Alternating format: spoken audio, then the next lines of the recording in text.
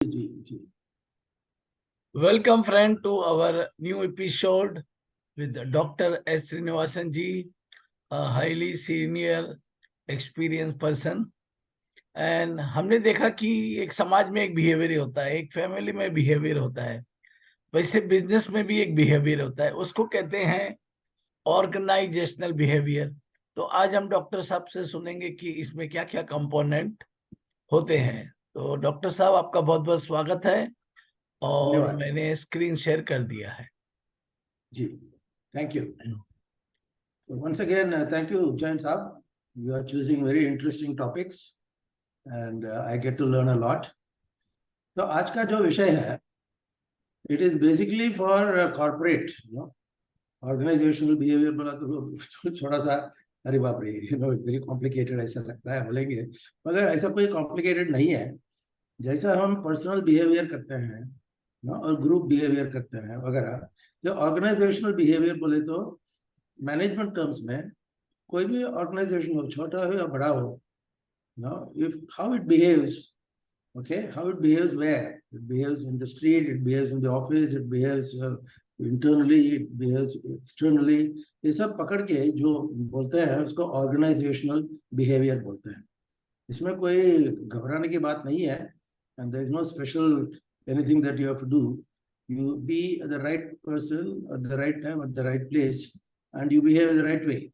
तो अपने आप वो सब बैठ जाता है, वो स्कीम में बैठ जाता है। But let us analyze what is this organizational behavior.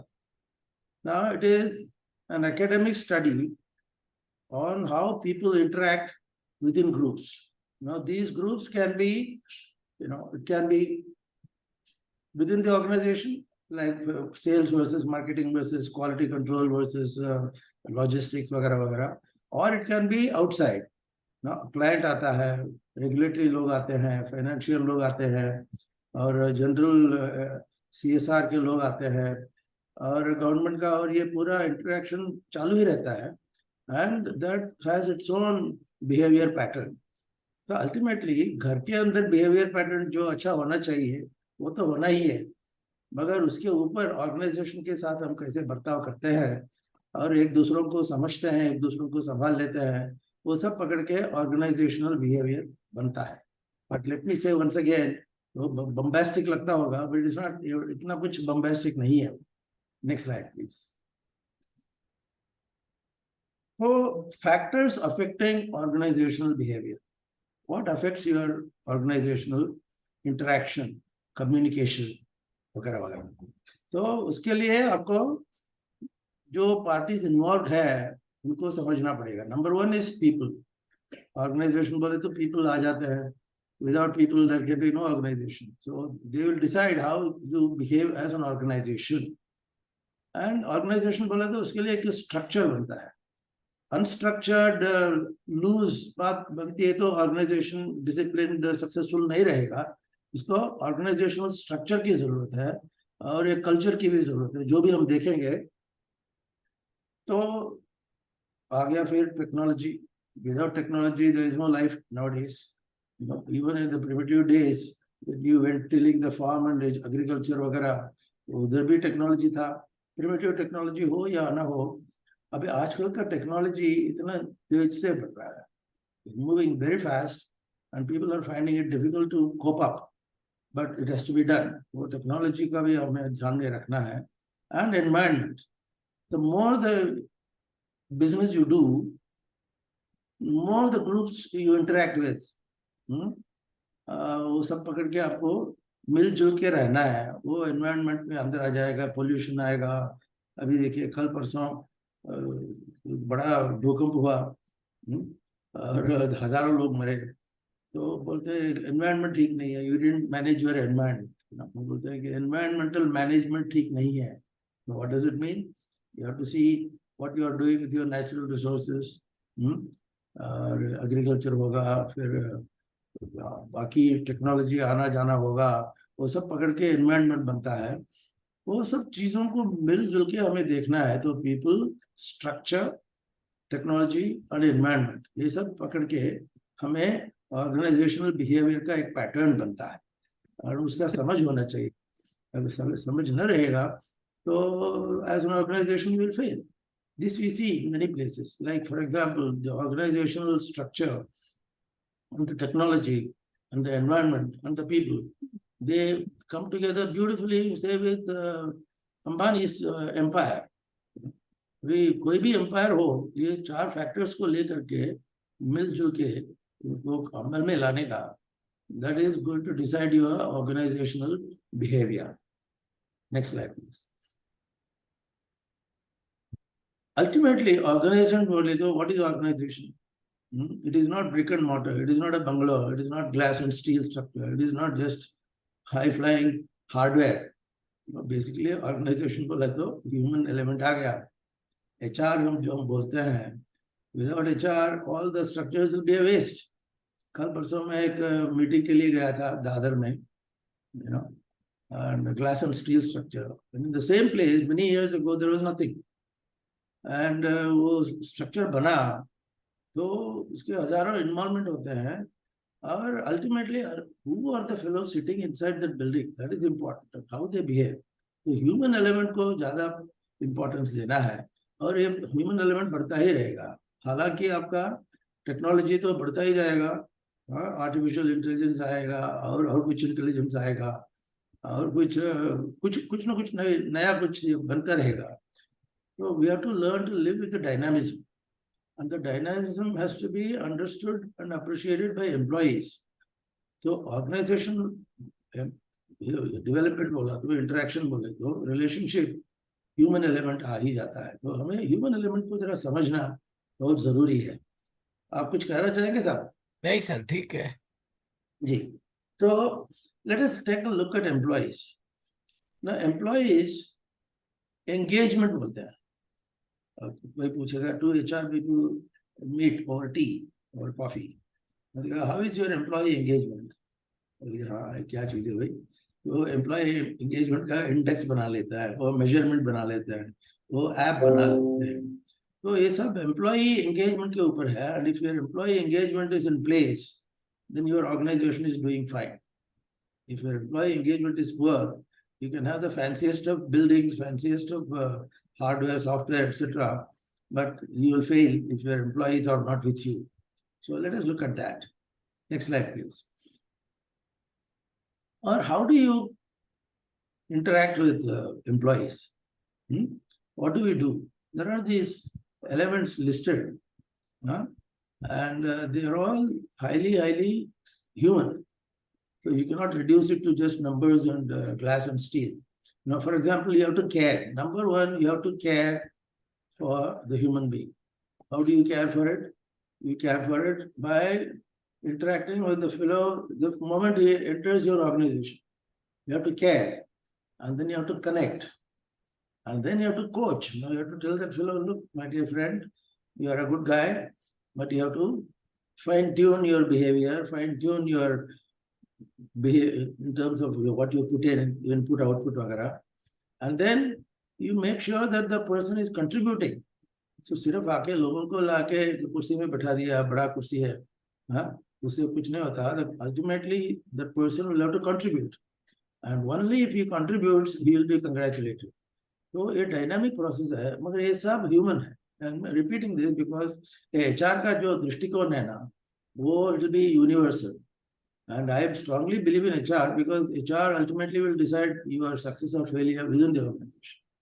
You can outsource so many things, but you cannot outsource human beings all the time. You have to be careful with them and handle them with kid gloves. So आपको care, connect, coach, contribute, and ultimately congratulate. आदमी को आपको encouragement देना है, motivate करना है, congratulate करना है. जो काम अच्छा हुआ है उसके लिए बधाई देना.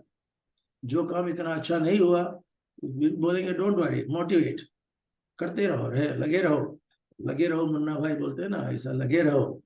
वो सब चीजें आपके अंदर आएगा. So in short, apart from all that money matter and technology matter and hardware, software matter, you deal with human beings. And human beings को अच्छी तरह से रिसीव करके उनसे काम करवाना, that is your trick. That is your essential factor in success. वो ध्यान में रखना है. वो organizational behavior के अंदर ये सब आता है. Next slide, please. Now, the employee engagement बोले तो, how do I engage? Now, engage बोले तो क्या वो शादी करने की engagement की बात नहीं है. An employee should be kept occupied in interacting back and forth. उसको हम engagement कहते हैं. And what are the various components of that, dimensions? First of all, what do I get?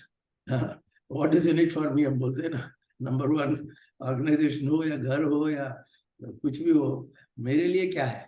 That is the fundamental question everybody will ask, and it is the right thing to ask, because ये सब it's not being selfish or anything. It's a question of, unless I know what I am getting into and what I am getting, so I cannot be productive. I'll be just a dumb fellow there. So number one is, what do I get, and legitimately so. And connected with that, the other side of this is, what do I give? Unless you give something you cannot get, unless you get something you cannot give. So two-way traffic होता है. What do I give? Do I belong to the organization? ये बहुत जरूरी है. Many times हम at senior levels also we say, अरे उसका बाप का माल है. Supposing you are wasting some resource, and you are wasting some resources, somebody is pointing it out to you. You say, अरे क्या यार, जाने दो, किसका बाप का पैसा है. Now, if you take that attitude, it is like a poison. It is like a poison to yourself and to the organization. So you have to belong. आपको ये लगना चाहिए कि भाई ये करने से मेरा interaction, bonding with the company increases. So sense of belongingness जो बोलते हैं ना, that is very important. Without that, it will all be a fake. Fake करने से organization fake होएगा, एक दिन वो गिरेगा. And how can I grow? ये भी selfishness है, but how can I grow? With involvement, with engagement, not just grow by snatching something from somebody, but you have to grow in the positive sense. What do I get? What do I give? And where do I belong? How do I belong? And then I grow. How do I grow? If I get all these other elements intact, you are bound to grow. And growth is essential. Without growth, you will be finished. The organization will be finished. So next slide, please. Just back to the basics of human resources. बड़े-बड़े companies में बड़े-बड़े budget वाले बड़े companies होते हैं, bank होता है वगैरह वगैरह.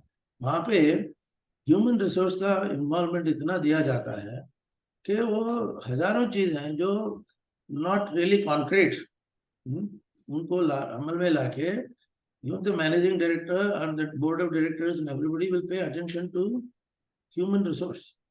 Whether it is, again, going back to the example of Ambani's and Adani's, and even the government side again, आपको, how do you manage the human resources side of your mega project? वो आपको पकड़ में रखना है और वो समझ में लाके उसको implement. So that starts right at the beginning with the hiring of an employee. उसको नौकरी में कैसे लेते हैं आप, और resolve employee matters. Employee matters बोले तो कोई between employees थोड़ा friction होता है, some bad blood होता है, और कुछ अच्छी चीजें होते हैं, positive stroke होते हैं, negative stroke होते हैं. ये सब ध्यान में लेकर के हमें we have to hire the employees services, and you have to resolve employee matters, and job descriptions will follow. आपको हर एक लेवल पे फलाना आदमी को फलाना जॉब है, फलाना डिस्क्रिप्शन है, वो क्वांटिफाई होता है. फिलहाल everything is quantified because everything is digital, और उसको आपको समझ में लाके ultimately you draw a job description and you implement that. Then only you can succeed in your organizational efforts. So boost employee performance. ये सब पॉजिटिव करेंगे, सकारात्मक करेंगे, यह बूस्टिंग होता है. और उसके लिए एम्प्लॉय हैंडबुक दिए जाते हैं, HR कंप्लायंस रिव्यूज होते हैं वगैरह वगैरह. All these are interrelated. ऐसा कोई चीज अकेला देखा नहीं जा सकता, क्योंकि एक को हाथ लगेंगे दूसरे को अफेक्ट करेगा. लाइक मोटिवेशन कम है तो आउटपुट कम हो जाएगा. आदमी अच्छा है पर उस दिन सुबह उसको बहुत तकलीफ हो गई है, आप उसको समझे नहीं, कुछ उसको डांटा आपने वगैरह वगैरह. तो यू हैव टू ऑर्गेनाइजेशनल के हेल्थ के अंदर, इंडिविजुअल हेल्थ के अंदर, मूड के, वैल्यू सिस्टम के अंदर ये बहुत सारे इंटरप्ले है. इंटरप्ले को आप ध्यान में रखेंगे तो काम अच्छा बनेगा. Some of the best minds of HR, like in Tata Trust वगैरह बोलते हैं ना, टाटा कंसल्टेंसी सर्विसेज होता है, जहाँ पे hundreds and thousands of dollars are being handled simply on the basis of HR, human relations. Mind, they say, if your heart is in place, you are fine. If your heart is not in place, you are not fine. तो ये ultimately उधर आ गया. तो heart किधर है, obviously उसके हिसाब से आपको इंटीग्रेटेड परफॉर्मेंस करना पड़ेगा. Next slide please. इसमें एम्प्लॉयज के प्रकार के होते हैं, विच इज अंडरस्टूड. जब हम किसी कंपनी में जाएंगे या कौन सी भी जगह पे आप जाएंगे, आपको 2-3 प्रकार के लोग मिलेंगे. ये टाइप्स ऑफ एम्प्लॉयज का जो एंगेजमेंट एस्पेक्ट दिया हुआ है ना, most of the job employees are engaged, positively engaged. You're working for Reliance, your heart and soul is on Reliance. You pray for the welfare of Reliance. If there is a test match, cricket match with employees, you pray for that. वगैरह वगैरह. Loyalty होती है ना, तो engagement और royalty they go together. और the nature of that is their jobs as well as the companies, they are fully involve. उसका दूसरा है कि डिसएंगेज, ठीक है, अच्छा है, काम करूंगा, हाँ, एंड कुछ नहीं तो गड़बड़ नहीं करूंगा वगैरह. And the other thing is not engaged at all, or not engaged or disengaged में मिलना जुलना होता है. And sometimes you positively pray for an organization's failure subconsciously, which is very dangerous. ये डेंजर ऐसा है कि आप ऑर्गेनाइजेशन में काम कर रहे हैं, उनका नमक खा रहे हैं, फिर भी आपका हृदय उधर नहीं है, your heart is not there, then it is a dangerous species. उसको काउंसलिंग करना पड़ेगा, या वो काउंसलिंग नहीं जमेगा तो उसको आदमी को निकालना पड़ेगा. So ultimately you have engagement, disengagement and not engagement, indifferent, couldn't care, अरे जाने दो यार क्या फर्क पड़ता है. That approach no is very dangerous. वो तीनों को समझना चाहिए, उसके हिसाब से आपको एम्प्लॉयज को हैंडल करना है. Next slide please. ये ऑर्गेनाइजेशनल कल्चर जो बोलते हैं, which is again a manifestation of what all people do, think and act. इसके अंदर एट्रीब्यूट्स बहुत होते हैं ऑर्गेनाइजेशनल कल्चर के अंदर, right from art, right from science, right from मंदिर में जाके हम प्रार्थना करते हैं, उसके उधर से लेकर के आपको कल्चर में वो praying for the success of the organisation and your boss etcetera, वो सब कल्चर के अंदर आ जाता है, which is again not easy to quantify, but formulas are available. You have leadership, you have incentives, you have working relationships within the company, outside the company, and you have capabilities. कोई लोग बहुत capable होते हैं मगर उसका इस्तेमाल किया नहीं जाता. Organization doesn't know how to handle that person's capability. And overall human behavior कैसा है, आदमी कैसा है. Now earlier era पे इतने सारे चीजों को समझने के लिए बहुत तकलीफ होती थी, मगर आजकल तो सोशल मीडिया से आपको ये सब क्वांटिटेटिव मिल जाता है. आप कहाँ जा रहे हैं, किससे मिल रहे हैं, क्या बर्ताव कर रहे हैं. Previously used to think that हाँ यार कंपनी को क्या मालूम पड़ेगा, मैं कुछ भी करूँगा. But now today social media play an very extremely important role, and global social media से लेकर के down to earth your individual street level local media तक आपका रेलेवेंस है. तो वो समझ के रहना है. And sometimes people get a bit scared, अरे the company is spying on me, मेरे को they are doing जासूसगिरी or whatever. So then you get scared, then you don't behave normally. Then in the evening if you want to go for a date, you are scared, your boss will see you, and Google में आप search करेंगे तो पता चल जाएगा ये आदमी किधर है, क्या कर रहा है, किसके साथ है वगैरह. ये वो नेगेटिव जो चीज है, that you worry only about if there is a negative element, negative feedback is of a situation. Otherwise, if you are along the right track, this should be good. Then the company is constantly looking at you, getting involved, you get involved, they get involved. ये सकारात्मक होता है, तो आपका relationship अच्छा बनेगा, productivity अच्छा होगा वगैरह वगैरह. तो आपको ऑर्गेनाइजेशन कल्चर में, I am repeating this because given the social media and GPS and everything, your boss will know precisely what, and vice versa. Many times these fellows they resist giving the information, but information तो पहुंच ही जाता है. And this is becoming more and more and more difficult. आप artificial intelligence लगाएंगे, आपको कोई भी चीज रिलेशनशिप नहीं मिलेगा. फॉर एग्जांपल लेटेस्ट इज आपको पासवर्ड स्टडी करना है. How do you study a password without any password? There is an app, there is a sort of artificial intelligence which tells the boss how much pressure you are applying on the pen, or how many fingers are you using to type. ये सब पकड़ के आपके बारे में relationship detail आपको उनको मिल जाता है. And so it is scary, but most people can manage. ऐसा है. बट कल्चर उसमें बढ़ता है, ये बढ़ता ही जाएगा. डिजिटल कल्चर जो है वो कुछ कम होने वाली बात नहीं है. और एआई और मशीन लर्निंग में वो रोजाना आपको ज्यादा से ज्यादा ही लोग मिलते हैं, टेक्निक्स मिलते हैं, डाटा मिलते हैं, बिग डाटा बोलते हैं, डाटा हैंडलिंग, वो सब कल्चर के अंदर घुस गया. Previously we used to think that culture is all only art and science वगैरह. ऐसा नहीं है. Your day to day movement, day to day anything at all. कौन सी मूवी आप देख रहे हैं, और सलमान खान को आपने कैसा पहचाना, कोई कमेंट मारा आपने, वो कमेंट सलमान खान का कमेंट आपके फाइल में घुस जाएगा वगैरह. Now this is important. You cannot escape it, but you need not feel scared about it, because there will be a basal relationship at all levels. तो आपको ये ऑर्गेनाइजेशन कल्चर समझना चाहिए. और बहुत सारे ऑर्गेनाइजेशन पे some things are not done, like Hindu करके न्यूज़पेपर है तमिलनाडु में, चेन्नई में. और हिंदू में आपका जो कोई आइटम्स होते हैं, like if you want to write some editorial comment, you can not use capital letters.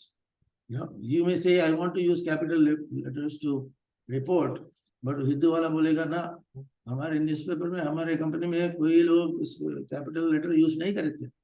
And if you insist on using that, will be negative marked वगैरह वगैरह होता है. So it's getting complicated. या we have to accept it. Next slide please. Feedback चाहिए. Now you cannot work alone on your own. One way traffic नहीं है. आपको जो भी करते हो आपको टू वे ट्रैफिक है.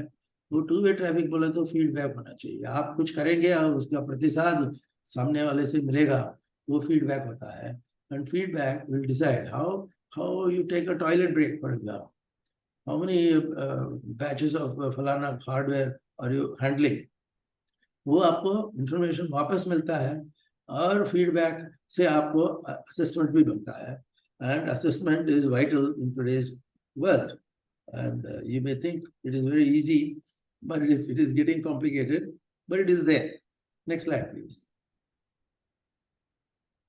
ये सब होते हुए ही इतने सारे डेटा, बिग डेटा बोलो, स्मॉल डेटा बोलो, कोई भी बोलो, डेटा इतना है तो वो कंपटीशन आ जाता है.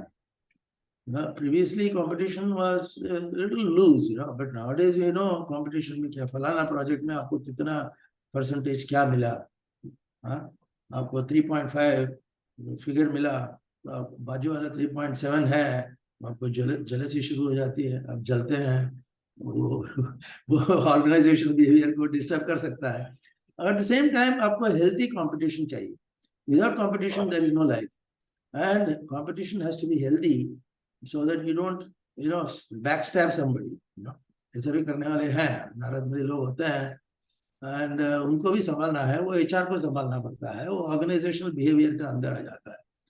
एंड उनको daily, weekly, monthly, yearly, quarterly सब आइटमाइज्ड फीडबैक मिला जाता है. And that you have to digest, and that you have to factor it in your assessment, and that is how you गो.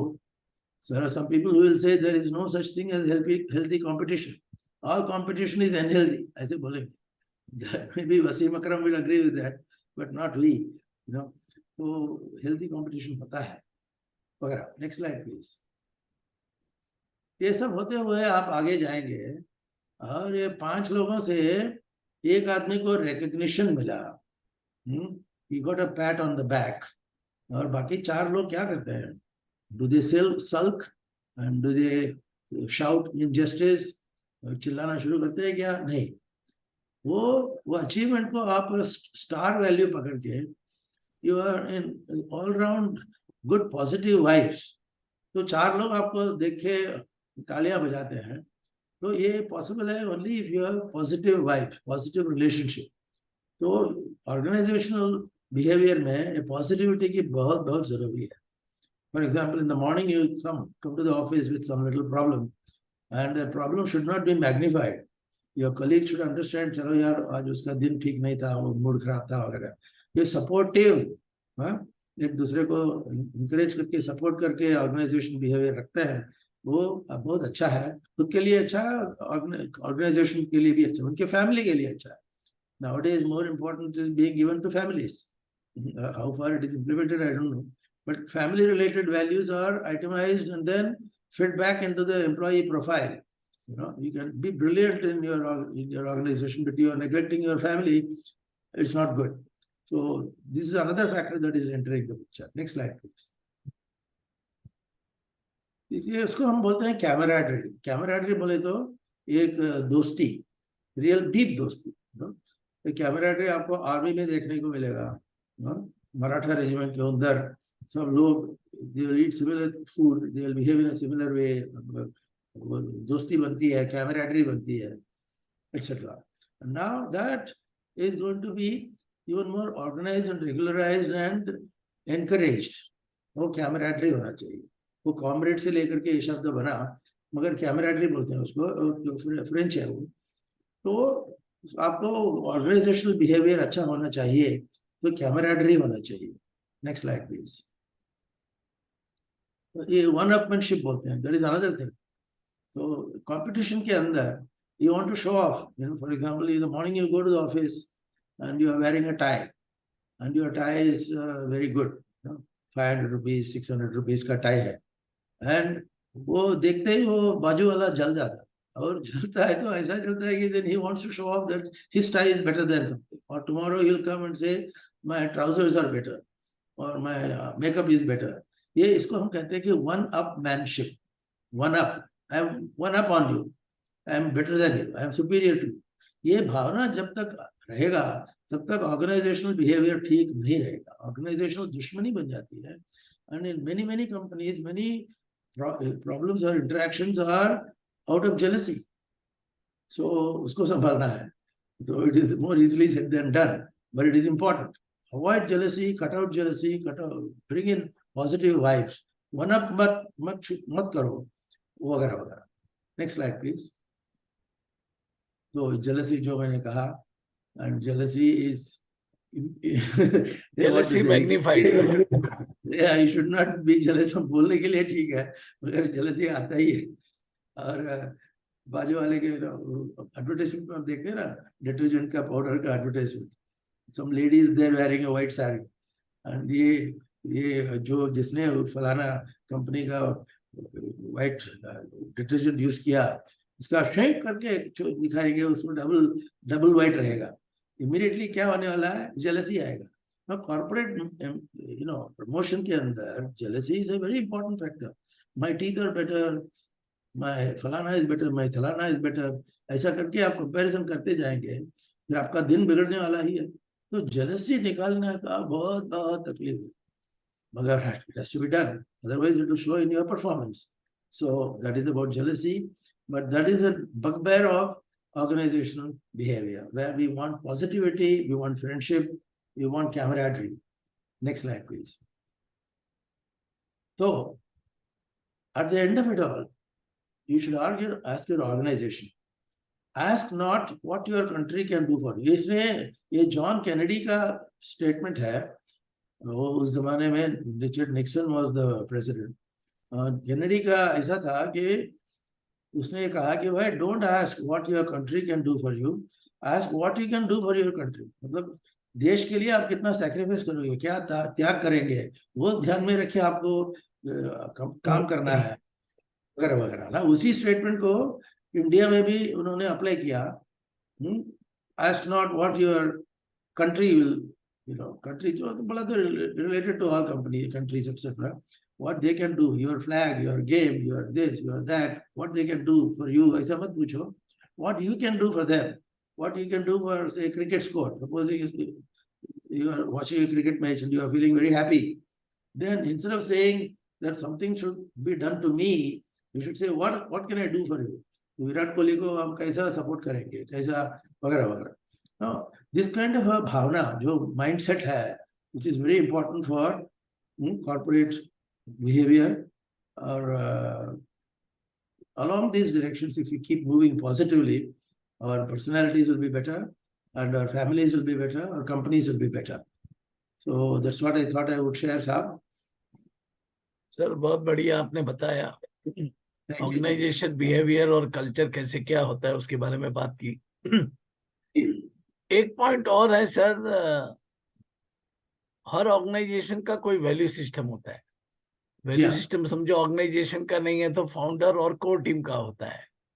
कभी कभी उनका जो वैल्यूज है वो नीचे वाले को पता नहीं होता है, राइट, तो कॉन्फ्लिक्ट होते रहता है, क्योंकि उसका वैल्यू सिस्टम में कुछ और है और वो कुछ और कर रहा है। तो सबसे बड़ा इसमें जो चैलेंज है कि you have to decide what value the organisation will abide to, and it should be explain and properly displayed to all the people so that everybody knows what is expected out of them. So once the values are aligned, everything will fall into place. Yeah, very good point. Thank you, sir. Thank you. And you, we will come back to you. Come back to you with new topic. Yes. Thank you. एक nostalgia है, आपने okay किया है, और कुछ add करेंगे, which we will do that. नहीं करते रहेंगे। Thank you. Thank you. God bless.